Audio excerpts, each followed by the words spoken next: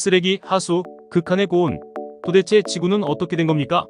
최근 몇 년 동안 온실 효과가 심화됨에 따라 일본이 생존을 위해 원자력 오염수를 배출하기 시작하면서 극한 날씨가 점점 더 빈번해지고 있습니다.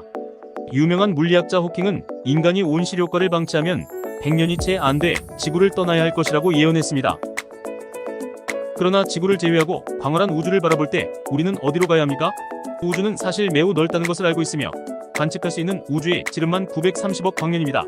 하지만 우리의 현재 기술 수준으로는 이민을 가고 싶다면 태양계의 다른 행성이나 위성을 선택할 수밖에 없습니다. 그 중에서도 금성은 우리와 가장 가깝지만 금성의 고리는 섭씨 464도의 표면, 온도, 엄청난 양의 이산화탄소, 숨막히는 황산비 등 완전히 미래의 지구의 모습이기 때문에 금성은 현재 이주할 수 없습니다. 반면 거리가 먼 화성은 괜찮았습니다. 그러나 화성은 자기장이 없고 수자원과 산소도 없어 인간이 살기에 충분하지 않습니다. 만약 인류가 미래의 화성으로 이민을 간다면 그것은 엄청난 비용을 들여 개조되어야 합니다. 태양계 밖에서 인간이 살기에 적합한 행성을 찾기 위해 2009년 케플러 우주망원경을 발사한 나사는 지구를 대체할 외계 행성을 찾기 위한 목적만 갖고 있습니다. 인류에게 이상적인 별의 크기는 지구의 2배 이상이어야 하며 평균 기온은 섭씨 25도 정도입니다. 그리고 우주선의 침입을 막아주기 때문에 지구보다 더 두꺼운 대기가 있어야 합니다.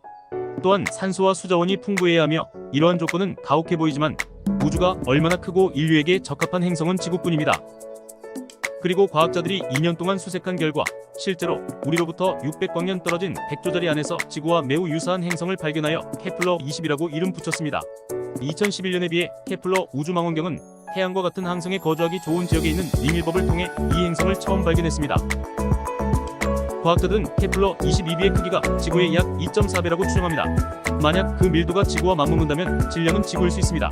4배입니다. 만약 그 밀도가 액체물과 맞먹는다면 질량은 지구의 2.5배가 될 것입니다. 또한 공전주기는 291로 지구와 마찬가지로 사계절의 변화를 가지고 있습니다.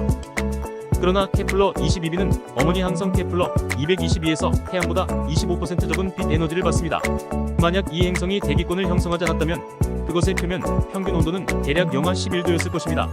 그러나 과학자들은 케플러 22b급이 큰 가스층으로 인한 지구의 온실 효과와 유사한 비율로 표면 평균 온도가 섭씨 22도 정도이며 해양에서 풍부한 수자원을 배출했을 가능성이 높다고 밝혔습니다. 만약 그렇다면 이러한 조건들은 인류의 생존을 강력하게 보장할 수 있습니다. 어쩌면 우리가 조금만 개조하면 케플러 22b는 지구보다 인간이 살기에 더 적합한 새로운 보금자리가 될 수 있을 것입니다. 더 중요한 것은 케플러 22b의 크기가 지구의 2.4배라는 점인데 이는 인구 과잉의 위기를 상당 부분 완화시킬 것입니다. 주택 문제는 더 이상 문제가 아니라 직접 1인 1주택이 될 것입니다.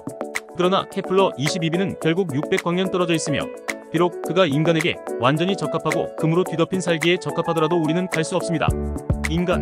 인간이 이미 광속 우주선을 만들 수 있었다고 해도 케플러 22b까지 가는 데는 적어도 600년이 걸렸지만 우리의 현재 기술 수준으로는 이 푸른 행성에 머물 수밖에 없습니다. 우리가 알아야 할 것은 지구는 인류의 유일한 것이고 인간은 지구의 유일한 것이 아니라는 것입니다. 인류가 멸망해도 지구는 산처럼 움직이지 않습니다. 우리는 새로운 보금자리를 찾기보다 지구를 지키기 위해 돌아갑니다. 지금부터 에너지를 절약하고 배출을 줄이며 환경을 보호하는 것은 우리가 정말 그것 없이는 살 수 없기 때문입니다.